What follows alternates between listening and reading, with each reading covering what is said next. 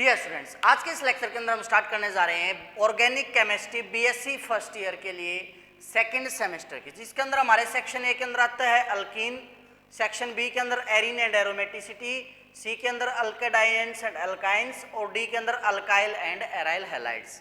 आज हम स्टार्ट कर रहे हैं जो हमारा फर्स्ट सेक्शन है इसके अंदर सेक्शन ए, जिसके अंदर आते हैं हमारे अल्कीन्स। बेसिकली अल्केन्स बताने से पहले मैं आपको बता देता हूं, अगर हम क्लासिफिकेशन करते हैं कंपाउंड्स की तो ऑर्गेनिक कंपाउंड्स को भाई हम तीन तरह से क्लासिफाई करते हैं। वैसे तो अगर चेन की बात करें तो दो चेन होती है भाई, एक ओपन चेन और एक होती है भाई हमारी क्लोज चेन। ओपन चेन हमारी दो तरह की होती है भाई, एक स्ट्रेट चेन और दूसरी होती है ब्रांच्ड चेन। क्लियर है? दूसरी तरफ क्लोज चेन हमारी दो तरह की होती है भाई, जो केवल कार्बन से बनी हो, कार्बोसाइक्लिक, और दूसरी होती है हेट्रोसाइक्लिक।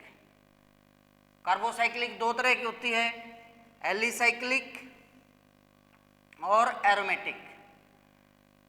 एरोमेटिक हमारी दो तरह की, बेंजोइड और नॉन बेंजोइड।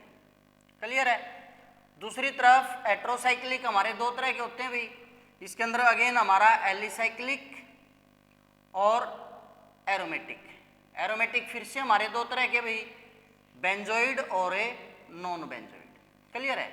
अब ये जो क्लासिफिकेशन है हम पहले पढ़ चुके हैं भाई, एक एक क्लासिफिकेशन जो है उसकी डेफिनेशन जो हम बता भी चुके हैं। और नॉर्मली अगर बात की जाए, बेसिकली ऑर्गेनिक कंपाउंड्स हमारे वो होते हैं भी जो भी कार्बन और कार्बन कंटेनिंग कंपाउंड है उनको हम ऑर्गेनिक कंपाउंड बोलते हैं। अब दो तरह की चेन होती है, ओपन चेन और क्लोज चेन। ओपन चेन दो तरह की, स्ट्रेट और ब्रांच। तो ओपन चेन के अंदर हमारे दो टाइप लेते हैं हम, एक सैचुरेटेड और दूसरी होती है हमारी अनसैचुरेटेड। सैचुरेटेड के अंदर कौन आते हैं भाई? हमारे अल्केन्स। क्या पहचान होती है अल्केन्स की? CnH2n+2। अनसैचुरेटेड के अंदर हमारे दो आते हैं, कौन कौन से? अल्कीन्स और दूसरे होते हैं हमारे अल्काइंस। अल्कीन का फार्मूला होता है CnH2n, दो हाइड्रोजन कम हो जाती है इससे। अल्काइन में दो हाइड्रोजन और कम हो जाएंगी, CnH2n-2। यहाँ पे बेसिकली ये जो N है ये इंपॉर्टेंट है भाई।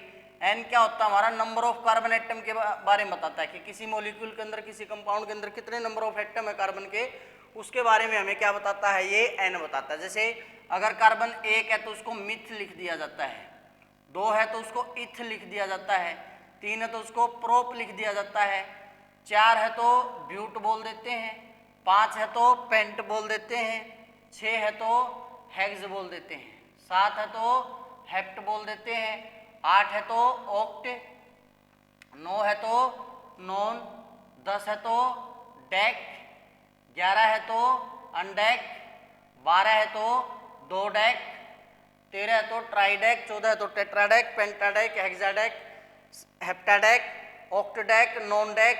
फिर 20 के लिए आ जाता है आइकोसेन, 21 के लिए यूनिकोसेन, 22 के लिए डाइकोसेन। इस प्रकार से जो है काउंटिंग चलती रहती है। अगर बात करें भी अल्केन के केस में, ये जो एल्क है बेसिकली ये हम एक कार्बन है तो मिथ यूज करते हैं, दो कार्बन है तो इथ यूज करते हैं, तीन कार्बन है तो प्रोप यूज करते हैं। एन हमें बताता है कि उस कंपाउंड के अंदर ये इस फार्मूला का फॉलो होगा और जितने भी कार्बन कंपाउंड होंगे उनके अंदर कौन सा बॉन्ड होगा? हमारा सिंगल बॉन्ड होगा। तो इस प्रकार से आप किसी भी कंपाउंड का फार्मूला बना सकते हो, उसकी स्ट्रक्चर बना सकते हो, उसकी जो कंडेंस फार्मूला है, उसकी बॉन्ड लाइन नोटेशन है, सारा कुछ यहीं से स्टार्ट होता है। अल्कीन के अंदर भाई एन की वैल्यू सेम रहनी है, एक कार्बन के लिए मिथ, दो के लिए इथ, तीन के लिए प्रोप।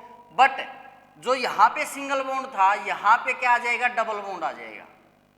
अगर किसी के अंदर सिंगल बॉन्ड है तो भाई इन लगा देते हैं। अगर किसी के अंदर दो डबल बॉन्ड है, मतलब अगर किसी के अंदर सिंगल डबल बॉन्ड का मतलब एक डबल बॉन्ड है तो उसके नाम के पीछे इन लगा देते हैं।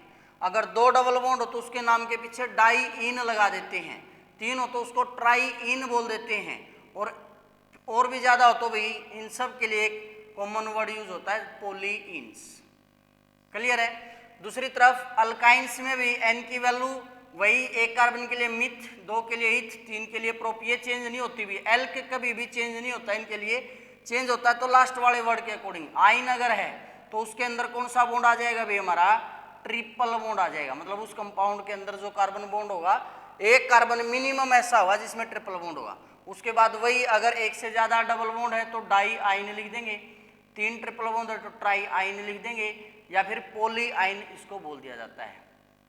ठीक है, तो इस प्रकार से जो है आप इसकी क्लासिफिकेशन कर सकते हो। तो अगर कार्बन चेन एक दूसरे के साथ स्ट्रेट चेन में उसको स्ट्रेट बोल देते हैं और ब्रांच है तो उसको ब्रांचिंग बोल देते हैं।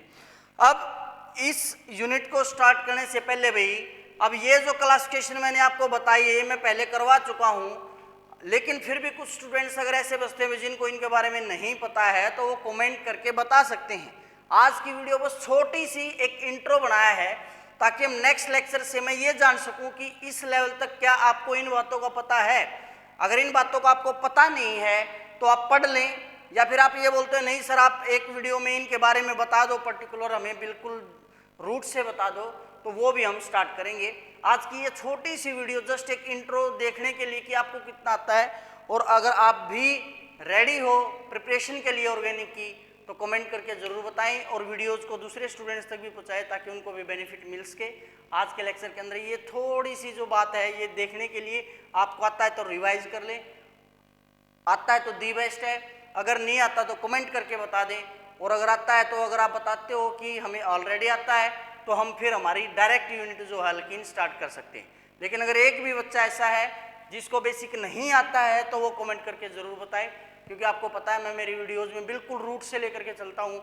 मैं नहीं चाहता कि मैं कोई स्टेप स्किप कर दूँ और वो स्टेप आपको ना आता हो। तो जल्दी से जल्दी कमेंट करिए और बताइए मुझे। Thank you.